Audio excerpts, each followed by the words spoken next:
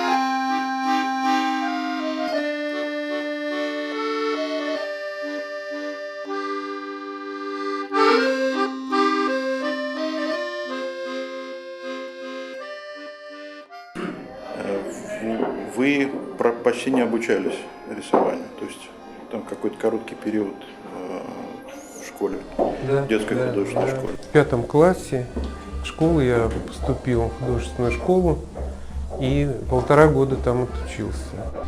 А вот то, что мы сегодня увидели, это не очень давно началось? 3 года. То есть вас вдруг как бы прорвало или все-таки? Нет, я все время порисовывал, делал какие-то рисуночки, фантазировал. Ну а потом вдруг мне вот захотелось как-то пытаться более серьезно реализовать свои возможности.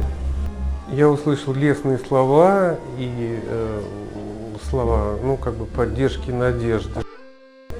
А мне кажется, что любое по-настоящему сильное увлечение и настойчивое, как бы вот, ну, овладение там рисунком, я не знаю, графикой, оно, ну, как бы приведет к определенному успеху. Станет ли это профессией или просто таким вот удивительно захватывающим увлечением, я не знаю. А вот еще пару слов. Сюжеты все очень такие интересные. Откуда вы их берете? Это что? Это сюжеты из книг? Это абсолютно. Это просто вот человек-фантазер. Взрослый человек-фантазер.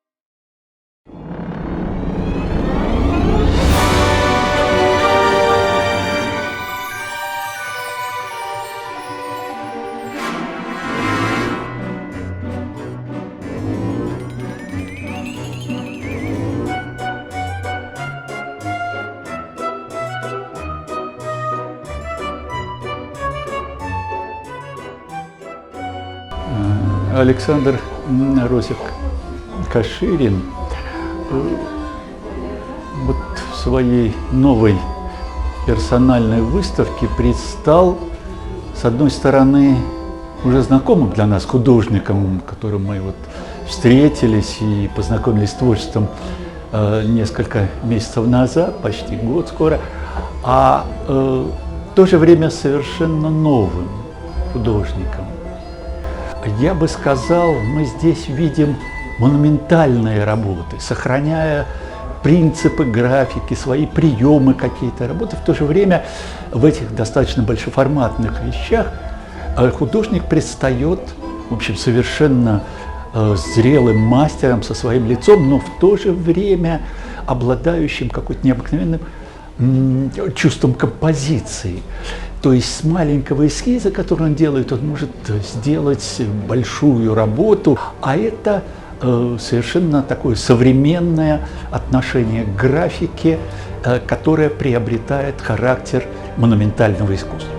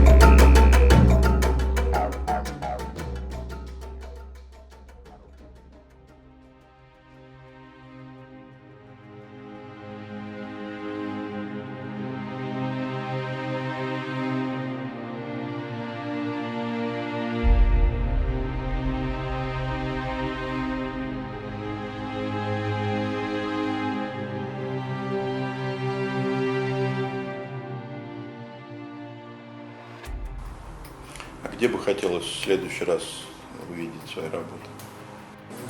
В любых реально значимых точках.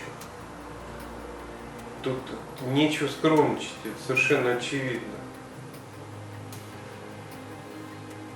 Что в планах? Уже краски видим, появление цвета. Но это все равно да, достаточно цвет. монохромные вещи. Они, Монохромные.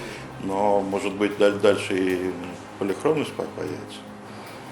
Появится, это точно. Александр, а если бы предложили бы сделать иллюстрации какой-нибудь книги, что бы это была за книга? Вообще это возможно? Для меня это было бы наслаждением. Все зависит от того, какая книжка, что за материал. Ну, я думаю, это как минимум была бы фантастика, может быть, даже детские сказки, например, или что-то в этом духе. Фантастика, может быть, детские сказки, а может быть и Пелевин.